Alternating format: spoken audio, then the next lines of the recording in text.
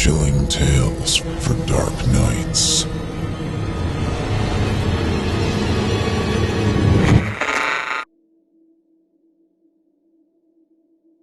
I huffed and puffed under my breath as I stared into God's mouth. I felt like the big bad wolf, ready to interrupt the three innocent little pigs as they hurriedly fortified their makeshift homes. I grinned at this thought and then turned my head to look for Margaret. She was a couple feet down the hill from the entrance of the cave, holding a walking stick close to her petite breasts. "Hurry up!" I called down to her. I turned back to the cave, still grinning. An old rotted sign outside read, "God's Mouth Cave. Keep out." What a tired cliché. Margaret finally made it to the entrance and stood beside me, almost doubled over and out of breath. I looked down and smiled. "Check it out," I laughed. "God's mouth. Wonder where Jesus' anus is," I chuckled to myself. Margaret was less amused. "Give me the damn water bottle," she said, exasperated. The open water bottle met her lips, and for a moment I felt peaceful in a way, watching her drink the water. Actually, I take that back. The peaceful comment, I mean. It was more of a feeling that was sort of hard to put my finger on or give a name, but I could settle for a nice content. Content seemed to be one of those words that manifest itself when natural human words seem to fail.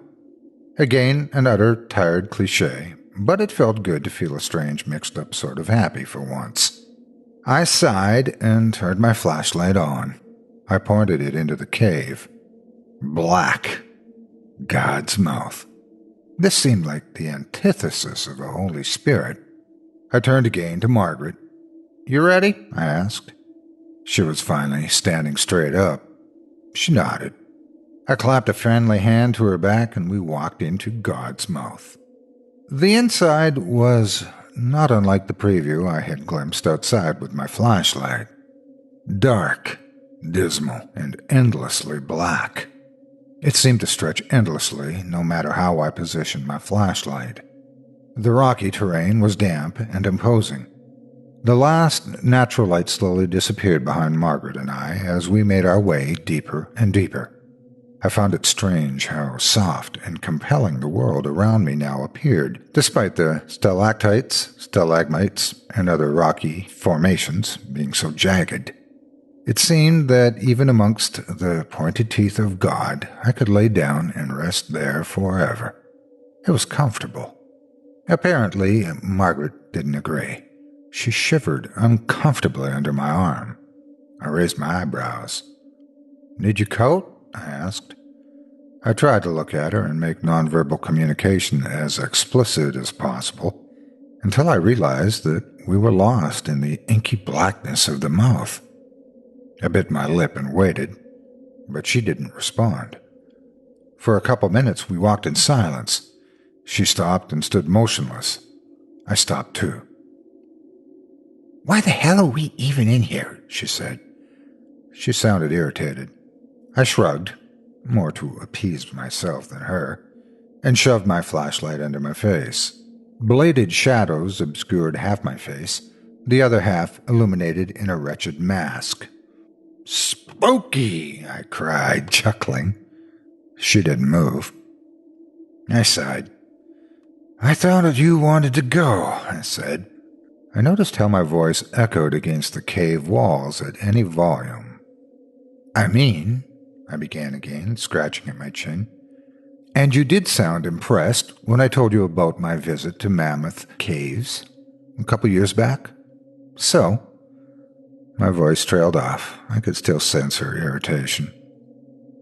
"No," she said. I frowned. "No, you wanted to go here.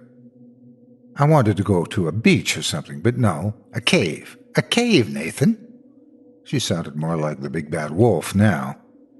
"I know that you have this weird fetish for spelunking or something, but I don't really want to be dragged into it. Don't get me wrong, I'd love to go on a trip and get into nature and fresh air, but this—" I could hear her arms flail and gesture about in the thick air. This is cave air, not fresh air. This air is practically fermenting. Plus, isn't this illegal? Can we please just leave? We both stood there. The only sound that could be heard was the electricity in the air being stifled and smothered by the damp atmosphere. Finally, I began to walk. I didn't hear Margaret follow me, but I kept moving forward. Then, "Nathan," she said, "stop, please stop." So I stopped. "I'm sorry," she said. I could hear her moving closer to me. "I'm tired, and I'm not used to running and climbing around and the like. I'm just tired." "It's okay," I said. She gripped my arm.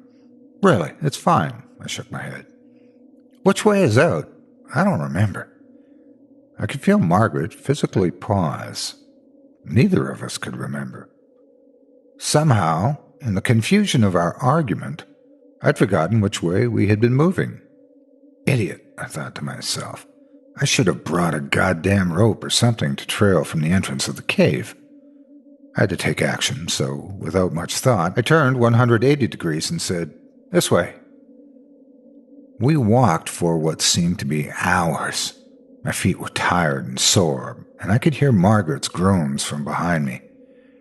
She held my hand tightly. I felt terrible. This was my fault. Then I froze. Hey, I said. "Put your hand out. Feel this rock." I could hear Margaret's bare palm press against the stone. "Isn't this, abnormally warm?" I said.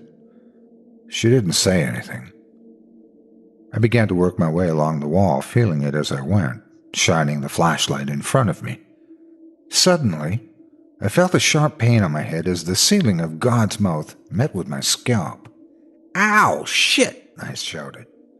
"Oh, Nathan, are you okay?" Margaret asked. She seemed to be on the verge of panic now. "I'm fine," I said. "Please, calm down. We'll get out of here soon, I promise." I started again, pointing my flashlight upwards now to see the ceiling above me. It seemed to be getting narrower. That was strange. "Listen, Margaret, babe," I said through clenched teeth. "I think we gotta turn around." Margaret sighed next to me. Again, we walked for a decent length. I kept my flashlight pointed upwards this time. Sure enough, the space in the cave seemed to become smaller and smaller. If there was any resonating light left in God's mouth aside from my flashlight, I'm sure Margaret would have been able to see the whites of my eyes spreading in panic. We were completely lost.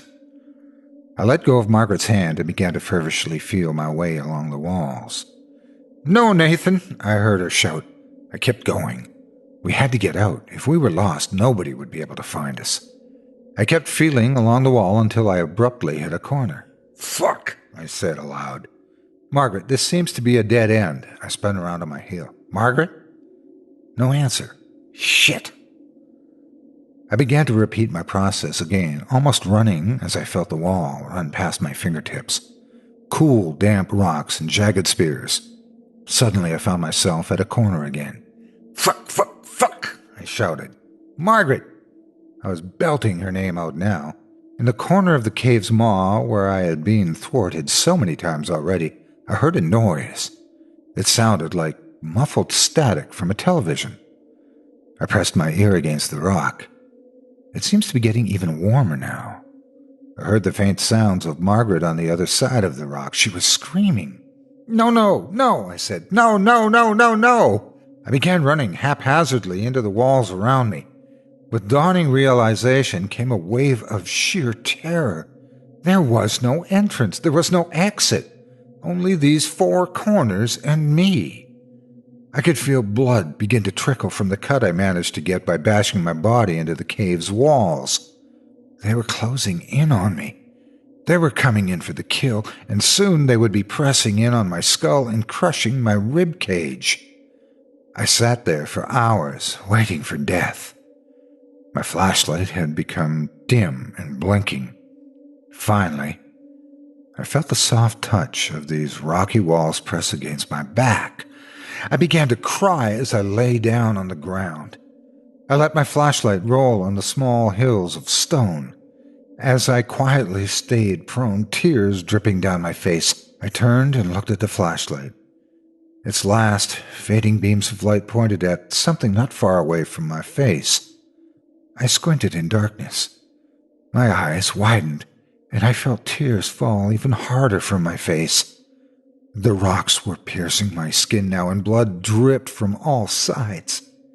There, in the last light of my flashlight, was the appetizer. The spotlight shone on a hand whose nails were painted red, and I screamed in agony as I watched God's mouth chew its latest meal.